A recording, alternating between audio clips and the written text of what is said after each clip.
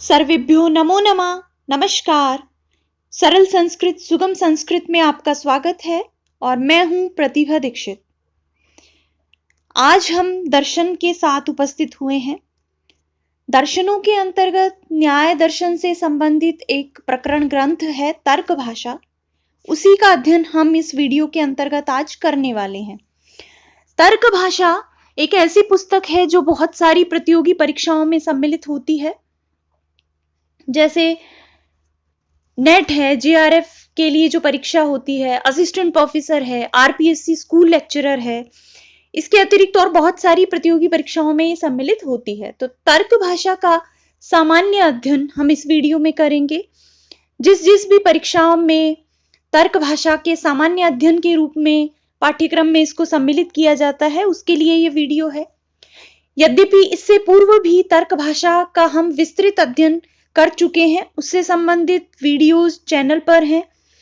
तो अगर आप डिटेल में एक एक टॉपिक को गहराई से पढ़ना चाहते हैं तो उसके लिए एक प्लेलिस्ट है भारतीय दर्शन नामक, जिसमें कि हमने बहुत सारे वीडियोस के अंतर्गत बहुत डिटेल में तर्क भाषा का अध्ययन किया है।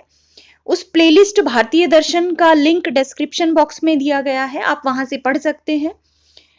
इस वीडियो में हम सामान्य रूप से तर्क भाषा को पढ़ेंगे। एक सामान्य अध्ययन जहां पर भी होता है वहां पर इतने गहराई से सिद्धांत कॉन्सेप्ट नहीं पूछे जाते।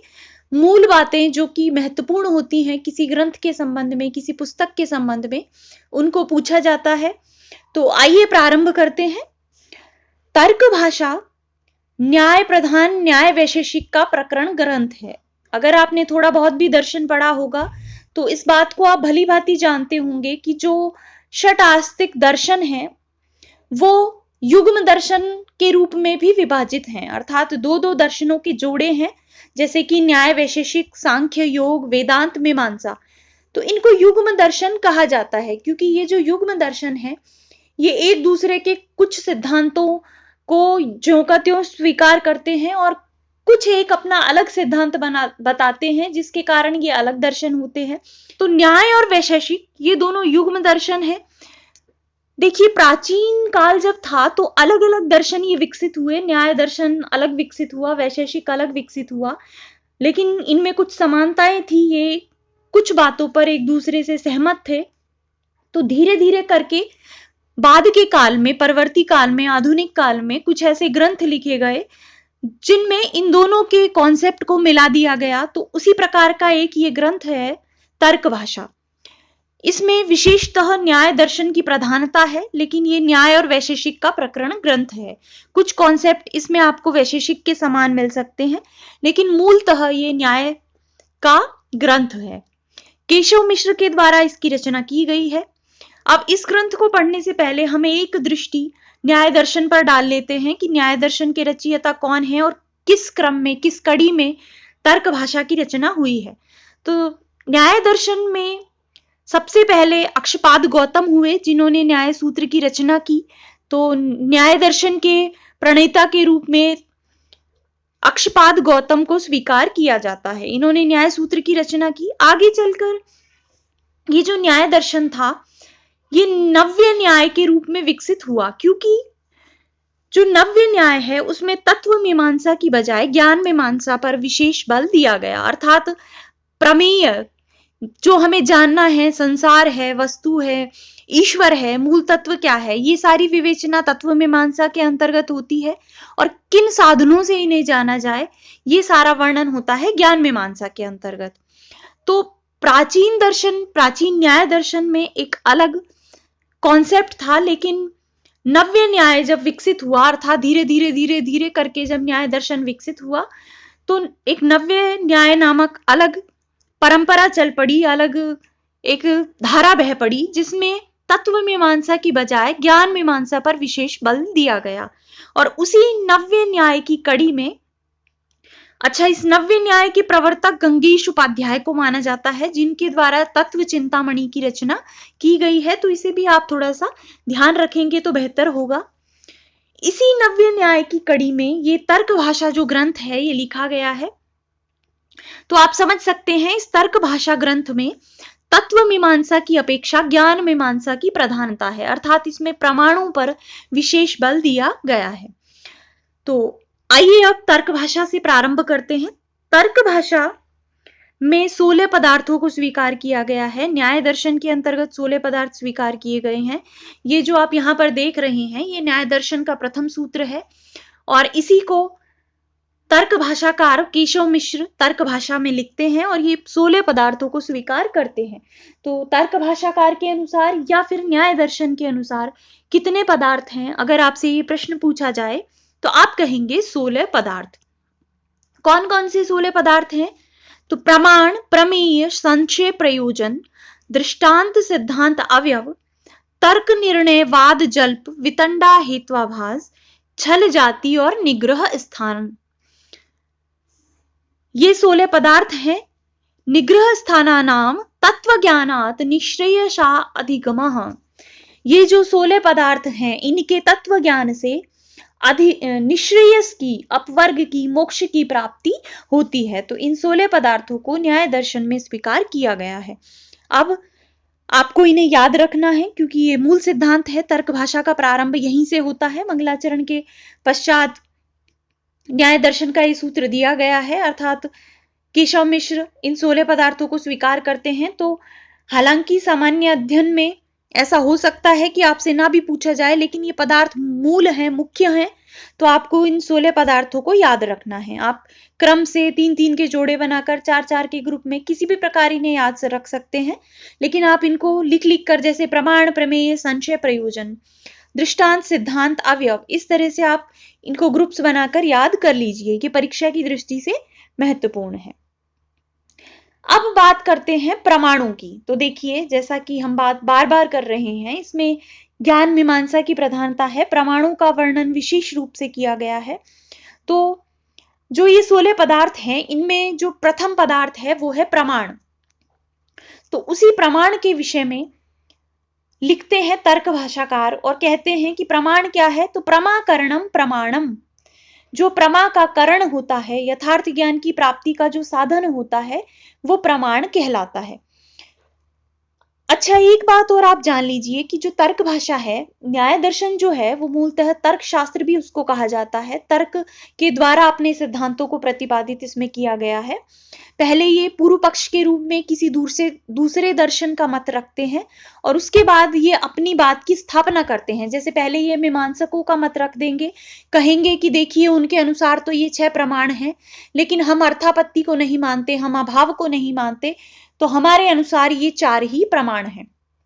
तो इतना डिटेल में, इतना गहराई में आपको जाने की आवश्यकता नहीं है। यहाँ पे मैं आपको मूल तर्क भाषा पुस्तक से पढ़ा रही हूँ, लेकिन मैंने यहाँ पर इतनी ही चीजें रखी हैं जितनी कि आपसे परीक्षा में पूछी जाएंगी और जो कि आपके लिए आवश्यक है। क्योंकि अगर आप गहराई में घुसेंगे, पूर्व पक्ष, उत्तर पक्ष, सिद्धांत, इन सारी बातों में जाएंगे, तो ये आपके लिए बहुत बोझिल हो जाएगा। तो हम यहाँ पर सिर्फ उन्हीं बातों को करेंगे जो कि परीक्षा की दृष्टि से आपके लिए महत्वपूर्ण है और जहां से सीधे सीधे प्रश्न पूछे जाते हैं। तो प्रमाण के संबंध में प्रश्न पूछ लिया जाता है कि तर्क भाषाकार के अनुसार प्रमाण क्या है? तो आपको याद रखना है प्रमाकरणम प्रमाणम। प्रमा का करण प्रमाण कहलाता है। और प्रमा क्या है, इसके विषय में भी कई बार पूछ लिया जाता है। तो यथार्थानुभव प्रमा, यथार्थ का अनुभव ही प्रमा है। यथार्थ के द्वारा ये क्या कहना चाहते हैं? अर्थात ऐसा अनुभव जो यथार्थ हो, सत्य हो और क्या नहीं हो, जो जिसमें संशय नहीं हो, जिसमें विपर्य नहीं हो, जिसमें तर्क नहीं हो, उन सब से रहित जो अनुभव है वो प्रमा कहलाता है। अनुभव क्या है? इंद्रियों के द्वारा जो साक्षात ज्ञान किया जाता है वो अनुभव कहलाता है। इसमें स्मृति को छोड़ा गया है, जो ज्ञात विषय का ज्ञान है। अर्थात हमने पहले किसी विषय को जाना और उसके बाद जब हमें पुनः उसका स्मरण हुआ तो वो स्मृति होता है। लेकिन अनुभव स्मृति के अतिरिक्त होता है, अर्थात अज्ञात विषय का ज्ञान होना, जिसका ज्ञान हमें पहले नहीं था, अभी अभी हमने जिसका ज्ञान किया है वो अनुभव होता है। तो यथार्थ अनुभव प्रमा। देखिए, आपको एक बार इस वीडियो को देखकर अभी समझना है, आप बिल्कुल घबराइए मत। दर्शन बहुत आसान होता है। कुछ विद्यार्थी दर्शन से घबराते हैं, तो उनके लिए मैं पहले ही बता दूं, एक बार पढ़ते ही आपको याद नहीं होगा अगर आपने पहले दर्शन नहीं पढ़ा है तो आपको अभी एक बार इसको समझना है, और उसके बाद जो मूल मूल सिद्धांत हैं जिनको कि मैंने लिखा है, आप उनको याद कर सकते हैं। एक बार में आप इसको समझ लीजिए और 2-4 बार पढ़ने से आपको इनके जो सिद्धांत हैं वो आराम से याद हो जाएंगे। तो अभी आप एक बार समझने पर ध्यान लगाइए। देखिए, ये जो परिभाषा इन्होंने प्रमाण की दी है, इसमें 3 चीजें हैं, प्रमा, करण और प्रमाण। तो प्रमा के विषय में ये कह रहे हैं कि यथार्थ, अनुभव, प्रमा। अब इसमें भी 2 चीजें आ गई, यथार्थ और अनुभव। तो इसको ये बताते हैं कि यथार्थ क्या है, अनुभव क्या है। अब हमारे पास बचा है करण, क्योंकि प्रमा हम समझ चुके हैं। प्रमा क्या है, यथार्थ ज्ञान है। करण क्या होता है, तो साधक तमम करणम, किसी भी कार्य की सिद्धि में जो अत्यंत सहायक कारण होता है वो करण कहलाता है। तो करण की परिभाषा अगर तर्क भाषाकार के अनुसार आपसे पूछे तो आप कहेंगे साधक तमम करणम। अब इस करण से ही, क्योंकि किसी भी कार्य की सिद्धि में अत्यंत सहायक कारण करण होता है, तो कारण की बात ये करते हैं। कारण का जो इनका सिद्धांत है मोस्ट इंपॉर्टेंट है, इसके विषय में बहुत बार प्रश्न पूछा जाता है, तो कारण को आप ध्यान रखिए। तर्क भाषाकार के अनुसार 3 प्रकार के कारण होते हैं। त्रिविध कारणों को ये स्वीकार करते हैं। सबसे पहले हम इसकी परिभाषा की बात करें कि कारण क्या होते हैं, कारण किसे कहा जाता है। तो इनकी पारिभाषिक शब्दावली में आपको ये लाइन भी याद रखनी है कि यस्य कार्यात् पूर्व भावो नियतो अनन्यथा सिद्धश्च तत्कारणम। यस्य, जिसका, कार्यात् पूर्व भावो, कार्य से पूर्व भाव नियत होता है, निश्चित होता है, और जो अनन्यथा सिद्ध होता है, अर्थात जिससे कोई और काम सिद्ध ना हो, उस काम के लिए ही वो कारण वहां पर हो, तो उसे कारण कहा जाता है। अब इसमें 2 चीजें हैं, 3 चीजें हैं।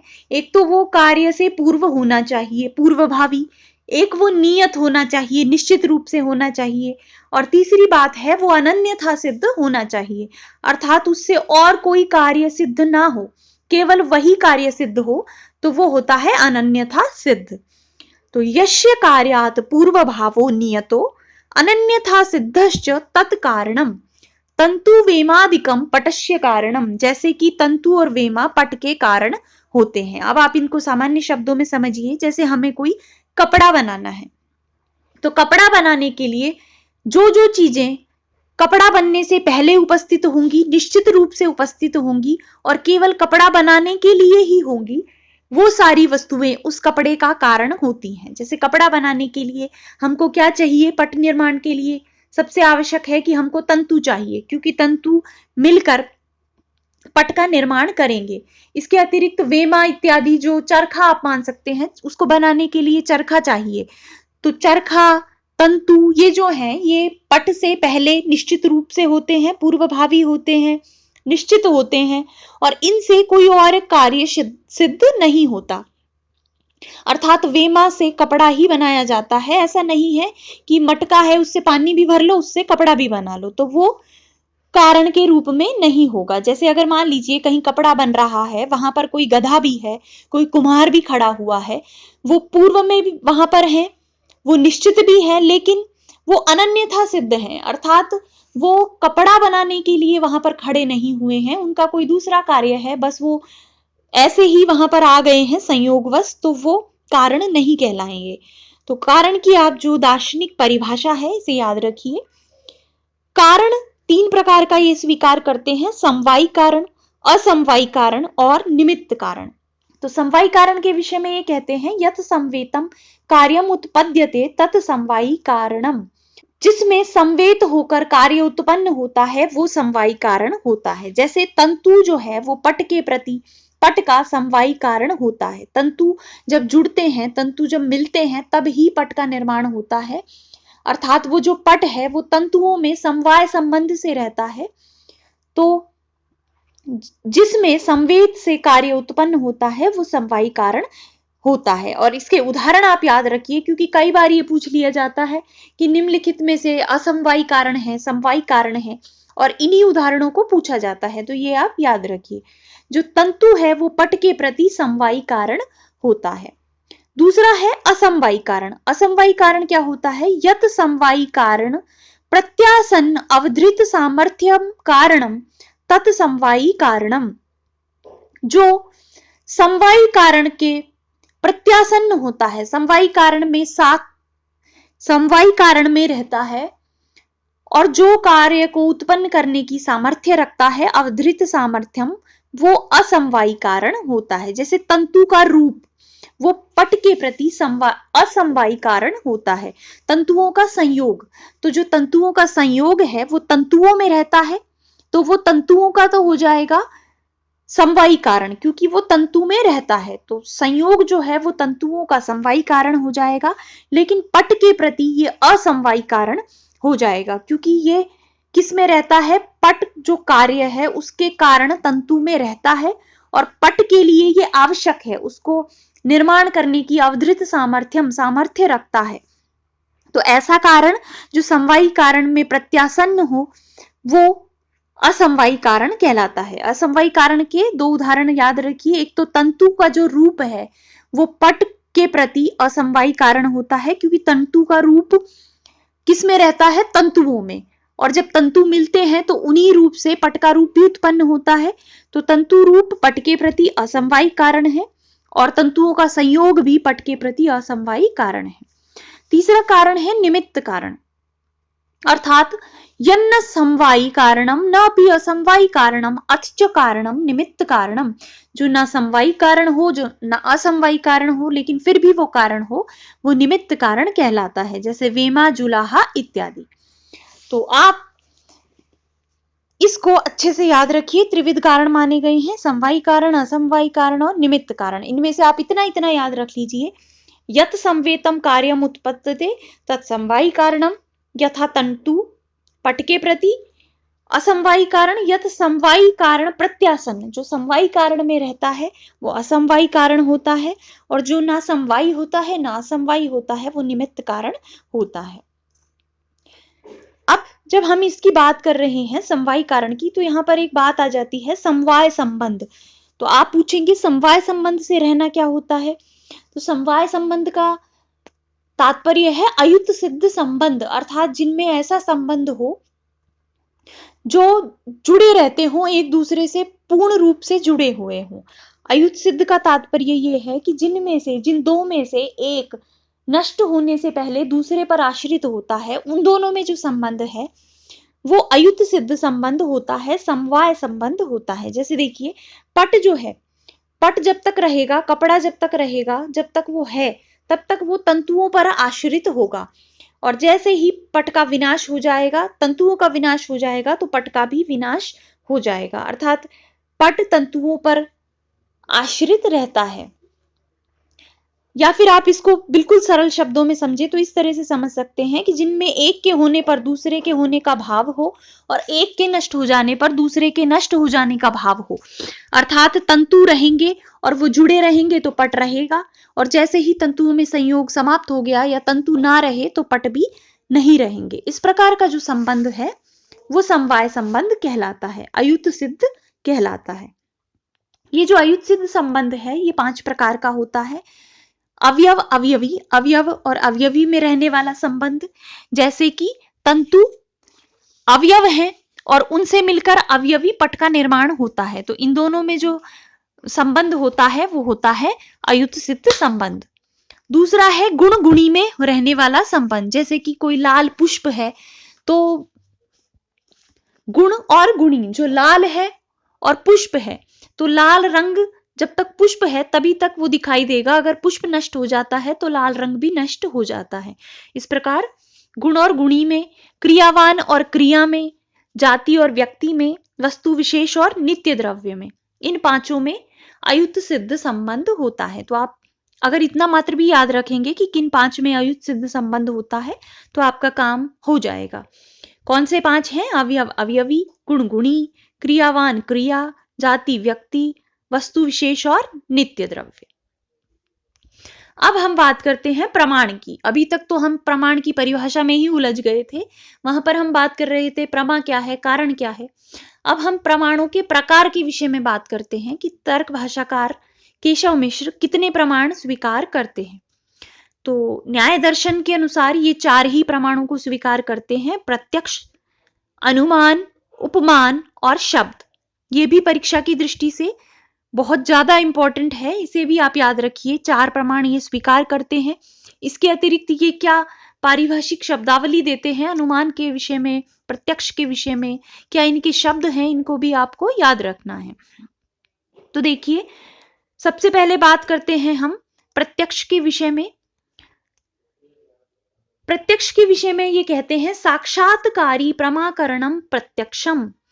ऐसा कारण जो साक्षात्कार करने वाले प्रमाण का साधन हो, वो प्रत्यक्ष कहलाता है। अर्थात ऐसा प्रमाण, ऐसा साधन जिसके द्वारा साक्षात ज्ञान प्राप्त हो, साक्षात इंद्रियों के द्वारा ज्ञान प्राप्त हो, वो प्रत्यक्ष प्रमाण होता है।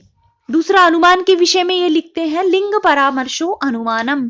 लिंग के परामर्श के द्वारा जो ज्ञान उत्पन्न होता है वो क्या कहलाता है, अनुमान कहलाता है। लिंग का परामर्श क्या है, अब ये बहुत ही पारिभाषिक अंदर घुसे हुए विषय हैं जिनको कि आप विस्तृत रूप से पढ़ सकते हैं। मैं आपको पहले बता चुकी हूँ भारतीय दर्शन नामक प्लेलिस्ट से। यहाँ पर आपको बस इतना याद रखना है कि देखिए, अनुमान के विषय में थोड़ा सा मैं आपको बता देती हूँ कि जहां पर हेतु को देखकर किसी साध्य की कल्पना की जाए। जैसे हमने पहले कभी देखा कि रसोई में धुआं भी है और वहां पर अग्नि भी है, तो हमने ऐसा मान लिया कि जहां धुआं होता है वहां अग्नि होती है। ये हेतु और साध्य है, अर्थात धुआं है हेतु, कारण, उसको देखकर हमको अग्नि का अनुमान होता है कि अच्छा दूर से धुआं दिखाई दे रहा है तो निश्चित रूप से वहां पर अग्नि होगी। तो इस प्रकार हेतु और साध्य के द्वारा जहां पर किसी विषय का ज्ञान किया जाए वो अनुमान प्रमाण होता है। व्याप्ति के द्वारा जो ज्ञान हो वो अनुमान प्रमाण कहलाता है। तो लिंग परामर्शो अनुमानम।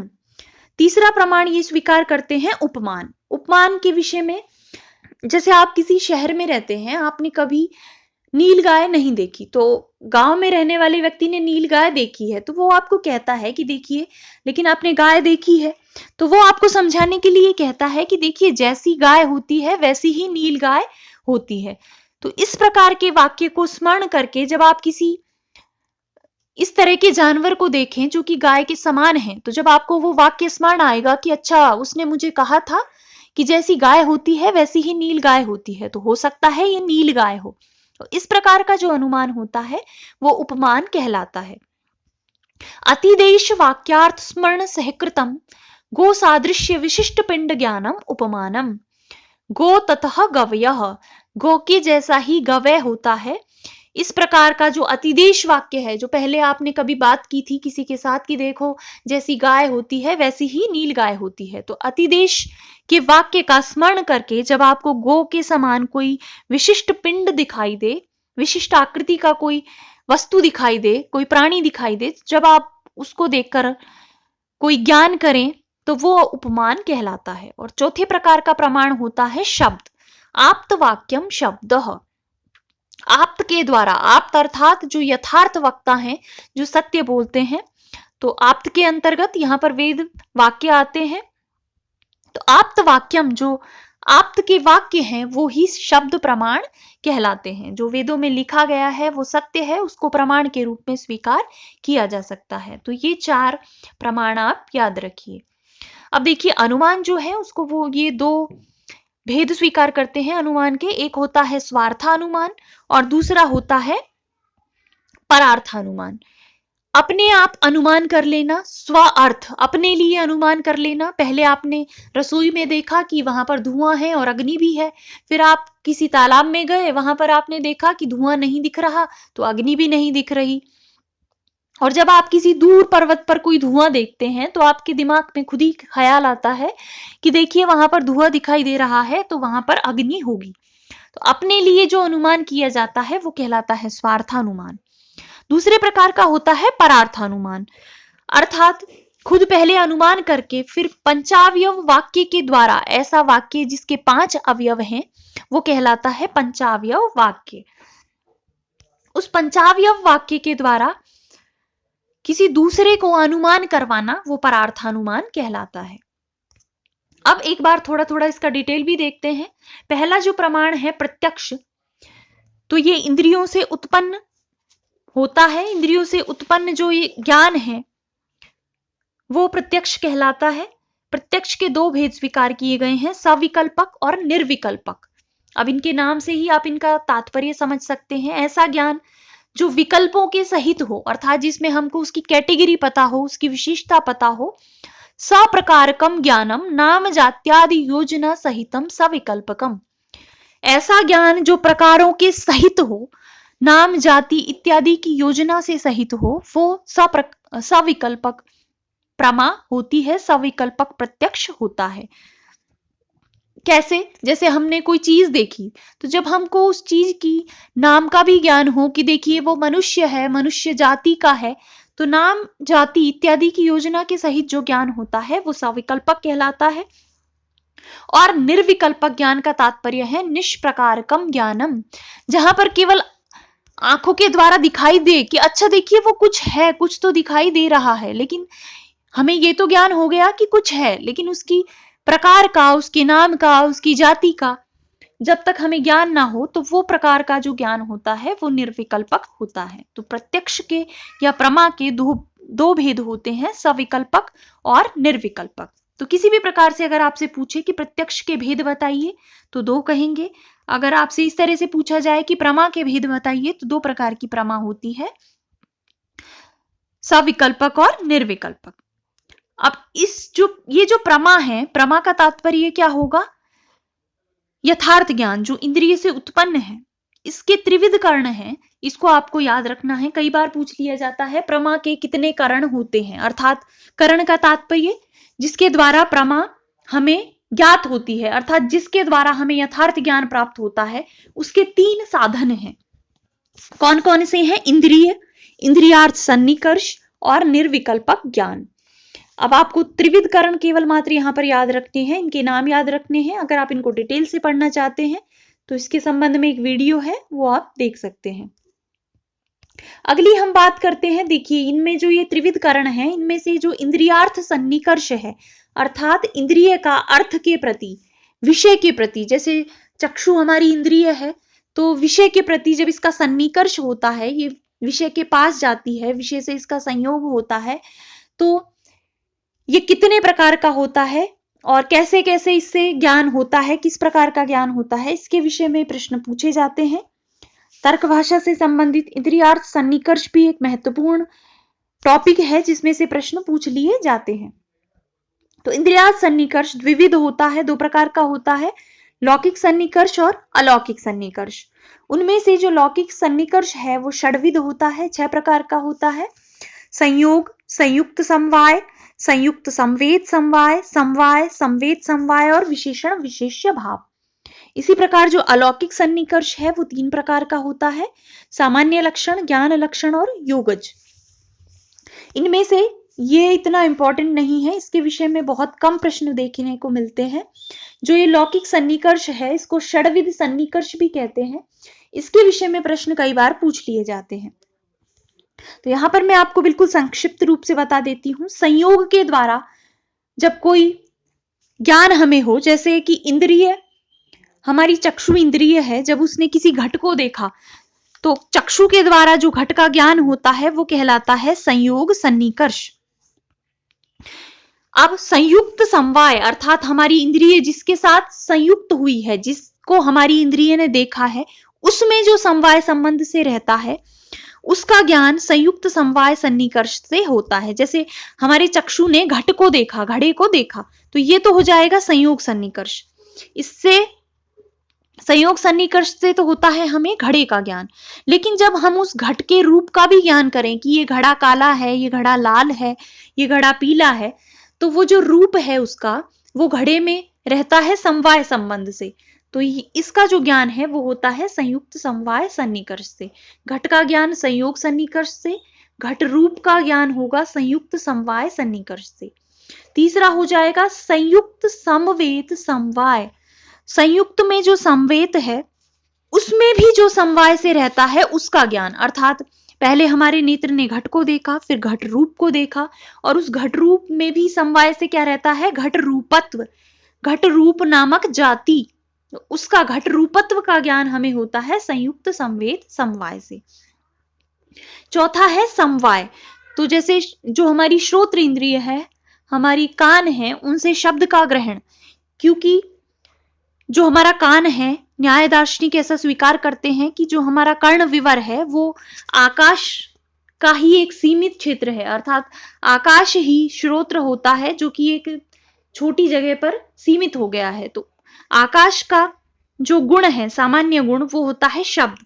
तो गुण गुणी का समवाय संबंध रहता है, अर्थात हमारी श्रोत्र इंद्रिय के द्वारा शब्द का ज्ञान होता है समवाय सन्निकर्ष से।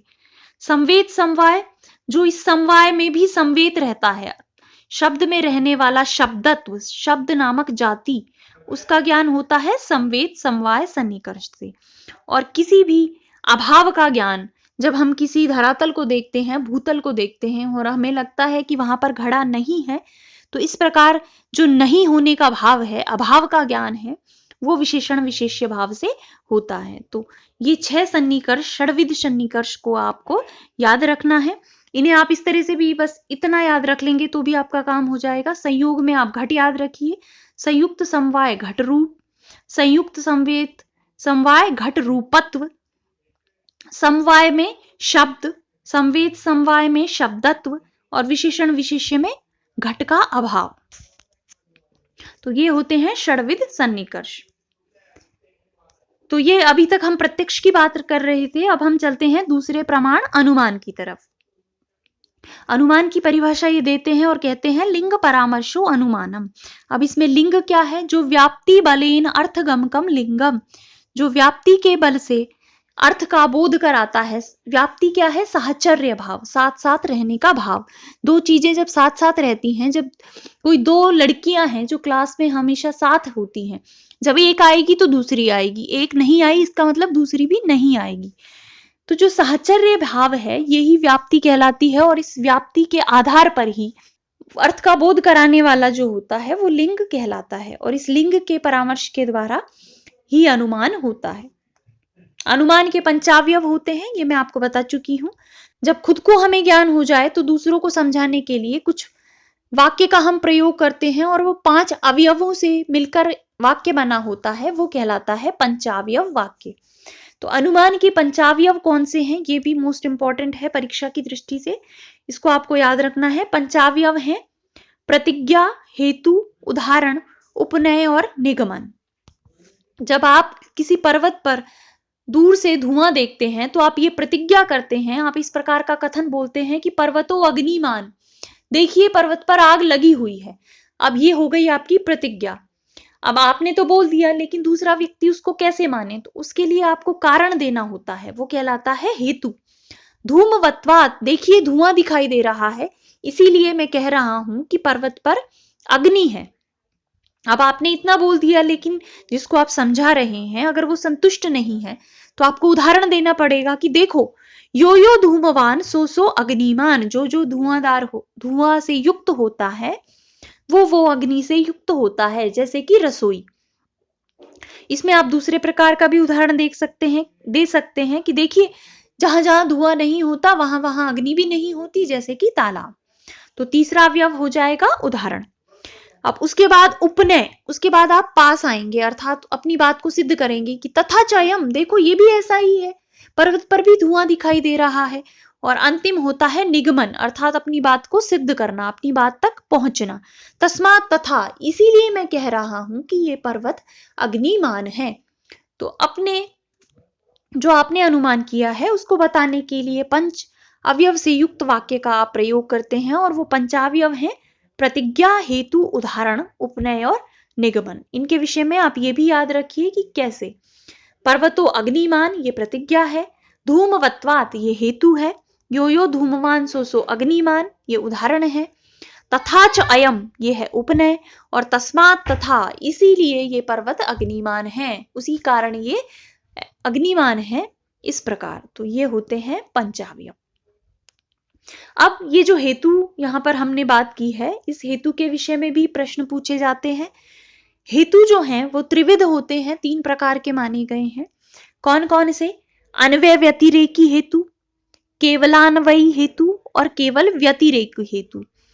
ऐसा हेतु जो अन्वय और व्यतिरेक दोनों के द्वारा अपनी बात को सिद्ध कर ले कि देखो धुआं है तो अग्नि भी है जैसे कि रसोई, और धुआं नहीं है तो अग्नि नहीं है जैसे कि तालाब। तो इस प्रकार से जो हम यहाँ पर धूम वाला हेतु दे रहे हैं वो है अन्वय व्यतिरेकी, जहां पर केवल अन्वय के द्वारा ही अपनी बात को सिद्ध किया जाए कि देखो जहां जहां धुआं होता है वहां वहां अग्नि होती है, और पक्ष में जहां पर उदाहरण दिया जाए वो होता है केवलान्वयी, और जहां पर केवल व्यतिरेक के द्वारा अपनी बात को सिद्ध किया जाए वहां पर होता है केवल व्यतिरेकी हेतु। तो त्रिविध हेतु को आपको ध्यान रखना है। अब हेतु के अतिरिक्त हेत्वाभास के संबंध में भी कई बार प्रश्न पूछे जाते हैं। हेत्वाभास का क्या तात्पर्य है? हेतु का आभास, जहां पर हमें ऐसा लगे कि ये हेतु है लेकिन वो हेतु के जैसा हो, हेतुवद आभासा हेत्वाभास। हेतु नहीं हो जो वास्तविक रूप से किसी बात को सिद्ध ना कर पाए लेकिन वो हेतु के जैसा लगे, तो वो होता है हेत्वाभास। असद हेतु भी इसको कह सकते हैं। अतो अन्य हेत्वाभासा, हेतुवद आभासा हेत्वाभासा। हेत्वाभास 5 प्रकार के होते हैं। असिद्ध हेत्वाभास, विरुद्ध, अनैकांतिक, प्रकरण सम, कालत्यापदिष्ट या बाधित। ये 5 प्रकार के हेत्वाभास हैं। इनके विषय में आपको डिटेल से पढ़ना चाहिए, ऐसा मुझे लगता है, क्योंकि इनसे प्रश्न पूछा जा सकता है। तो इसके लिए आप भारतीय दर्शन नामक प्लेलिस्ट से हेत्वाभास से संबंधित वीडियो देख सकते हैं, क्योंकि अगर मैं यहाँ पर इनको समझाऊंगी तो ये जो वीडियो है 2 घंटे का हो जाएगा, इसलिए आप इस टॉपिक को वहां से क्लियर कीजिए। और अगर आप नहीं भी करना चाहते तो इतना आप याद रखिए, 5 प्रकार के हेत्वाभास माने गए हैं और इनके नाम को आपको याद रखना है। हेत्वाभास के पश्चात बात करते हैं प्रामाण्यवाद के विषय में। प्रामाण्यवाद क्या है, सबसे पहले ये जानना आवश्यक है। तो प्रामाण्यवाद का तात्पर्य ये है कि जो भी यथार्थ ज्ञान हमें प्राप्त हो रहा है, हमारी इंद्रिय ने किसी घड़े को देखा तो हमारी इंद्रिय से उस घट का ज्ञान हुआ, तो प्रत्यक्ष ज्ञान है, यथार्थ ज्ञान है।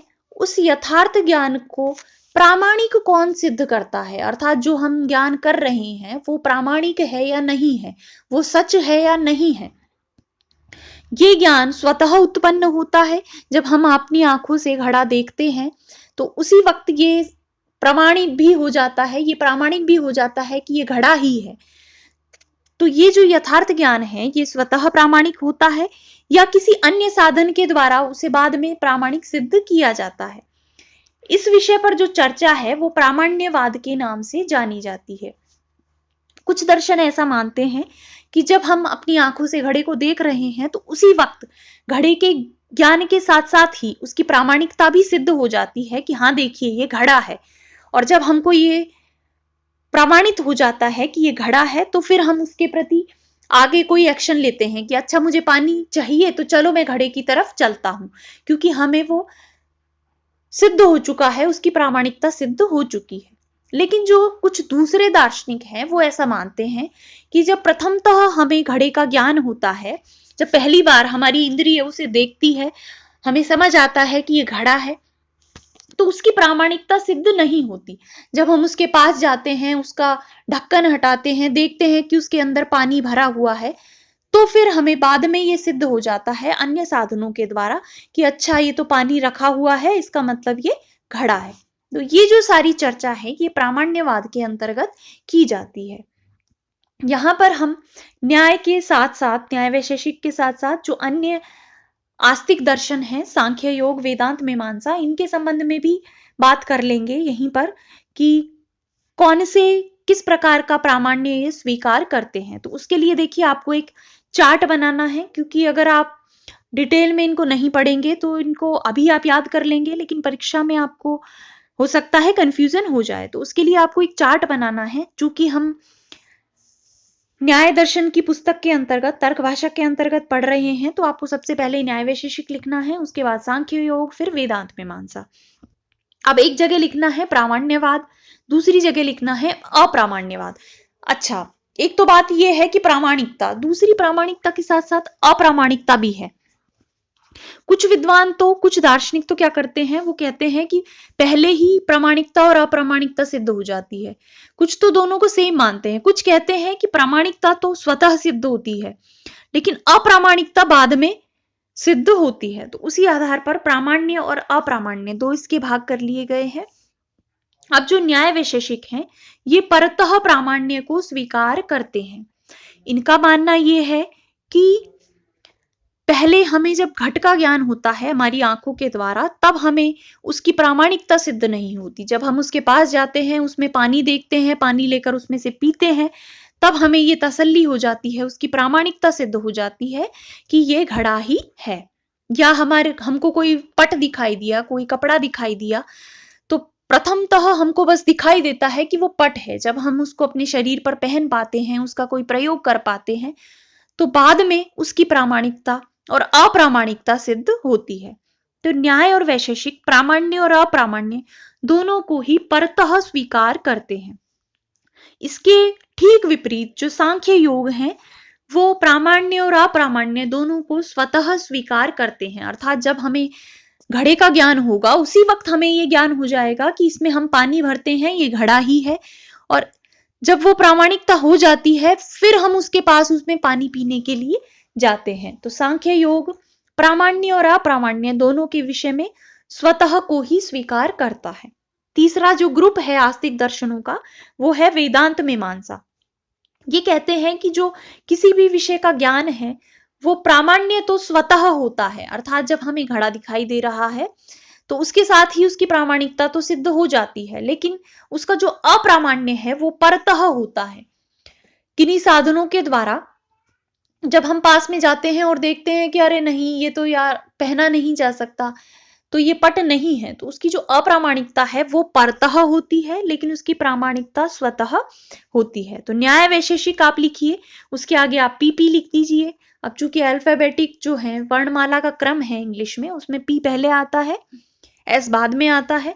तो न्याय वैशेषिक लिखिए, न्याय के साथ वैशेषिक आएगा, सांख्य के साथ योग आएगा, वेदांत के साथ मीमांसा आएगा। तो न्याय वैशेषिक लिखिए, ये दोनों पीपी हो जाएंगे। सांख्य एस है, इस तरह से भी आप याद रख सकते हैं, इसके साथ एस एस को याद रखिए। और वेदांत मीमांसा में है एस पी, स्वतः और परतः। तो ये सिर्फ याद करने का एक तरीका है। सिद्धांत आप समझ लीजिए कि कौन सा दर्शन किस प्रकार का प्रामाण्य और अप्रामाण्य मानता है।